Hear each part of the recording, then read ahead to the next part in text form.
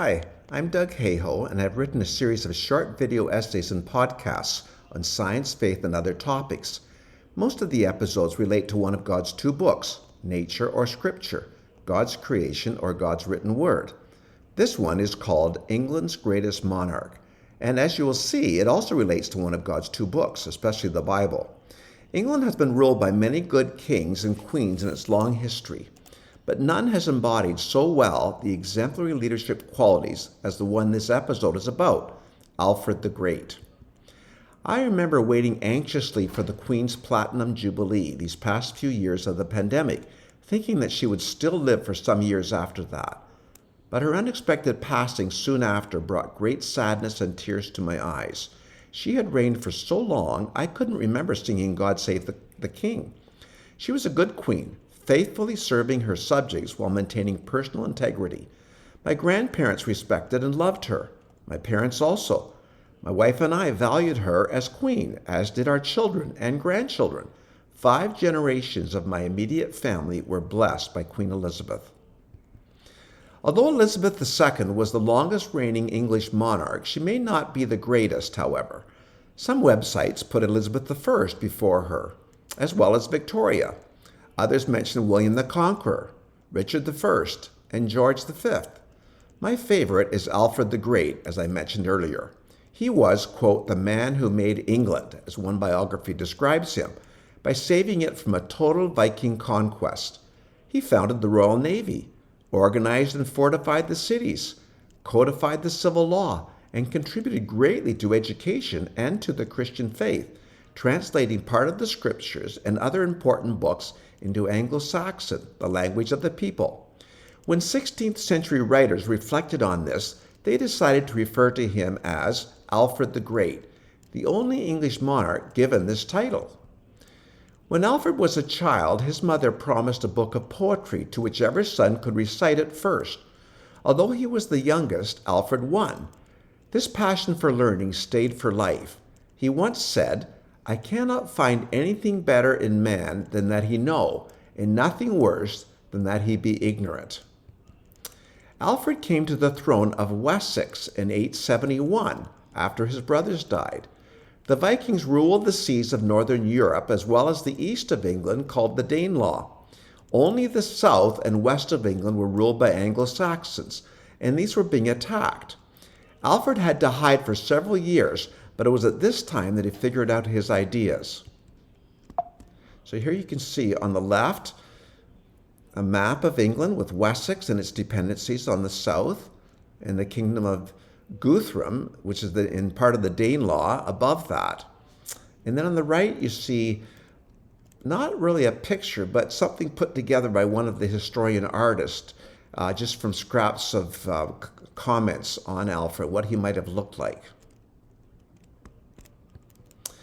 Alfred's first big job was to fortify the 30 cities in Wessex where he reigned, with roads to other cities less than 20 miles away. Another was to divide men into pairs, so that while one was working the fields, the other was free to fight the Vikings. This gave him a standing army. A third was to develop a navy that could challenge the longboats of the Vikings. The personal courage of King Alfred in his battles with the Vikings was at least as important as these 3 innovations. It was this that enabled him to win a decisive victory over the Vikings in 878, after a previous defeat, and to start to gain control of Mercia and Northumbria as well as Wessex. In fact, after one of his victories, Alfred persuaded the Viking leader Guthrum, ruler of the southern part of the Danelaw, as we saw on the map, to undergo Christian baptism. With respect to this event, the historian Timothy Smith said, 1100 years ago, Alfred and Guthrum made possible the creation of an English nation with a distinctly English culture. Although all of England didn't come under Anglo-Saxon control until the reign of Alfred's grandson, it was his leadership that pushed back the Viking tide and secured England for the Anglo-Saxons. Alfred was great not just because of his military victories and unification of England. He made key contributions to literacy, contributing to the Christian faith and laws of his country. Although Christianity had arrived in England in the 6th century, by Alfred's time few priests could read Latin. Naturally, then, little attention was being paid to the essential Christian documents. Alfred first encouraged the priests and other leaders to learn to read Latin so that they could read the scriptures and writings of the church fathers. When he saw that this wasn't enough, he then commissioned scholars to translate these documents into the common language of the people. This aspect of King Alfred's reign is sometimes overlooked by secular historians. Benjamin Merkel, however, has emphasized it well in his 2009 biography. What impressed me was the way King Alfred made important Christian writings accessible by translating them into Anglo-Saxon, the common language of the day, and by promoting the reading of Anglo-Saxon, Alfred put them in front of everyone who wanted to learn. He was only able to translate a small portion of the Bible, the first 50 Psalms, but his translation of Pope Gregory's Pastoral Care gave the priests and bishops an opportunity to learn Christian leadership responsibilities in the absence of having the New Testament in their own language. In addition, Augustine's soliloquies, which he also translated, provided an opportunity for the religious leaders, as well as common people, to reflect on important truths like the immortality of the soul.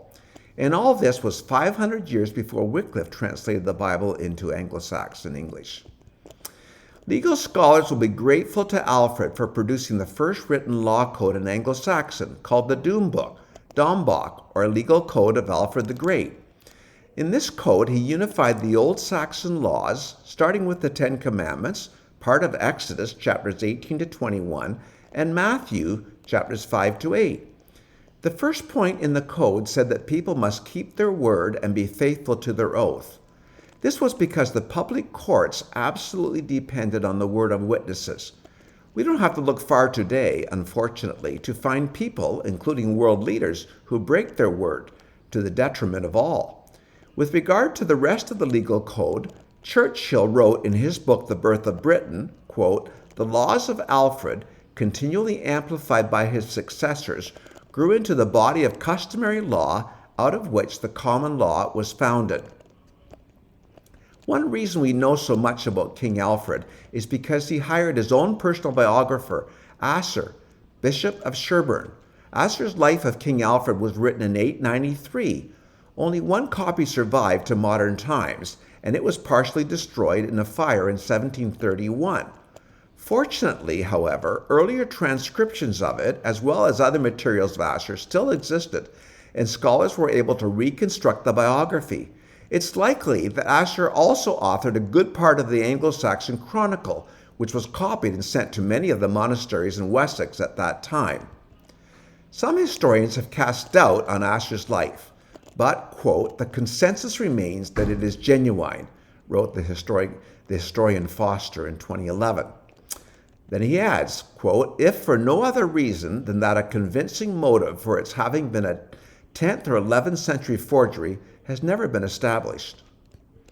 Asser's history does have a positive bias to it, as everyone admits, but Alfred's military engagements, reorganization of fortifications, translation of Christian documents, and codification of Saxon law are acknowledged by everyone as significant. Historian Barbara York writes, "Alfred's reputation still stands high with historians, though few would now want to follow Edward Freeman in claiming him as the most perfect character in history." Alfred only lived 50 years, from 849 to 899. It's sad to think of what else he might have accomplished had he lived another decade or two. In his short life, however, quote, "he raised up a generation of principled leaders to govern the Anglo-Saxons," Merkel says. As a result, his son Edward the Elder and grandson Ethelstan, who followed him as Anglo-Saxon kings, succeeded in unifying the entire island after his death. They also built on his work to further strengthen Christianity in England. Merkel concludes, "Alfred was a fierce warrior, a devout Christian ever thirsting for wisdom, deeply committed to justice, a lover of mercy, and a king who gave himself for his people." Thank you for listening.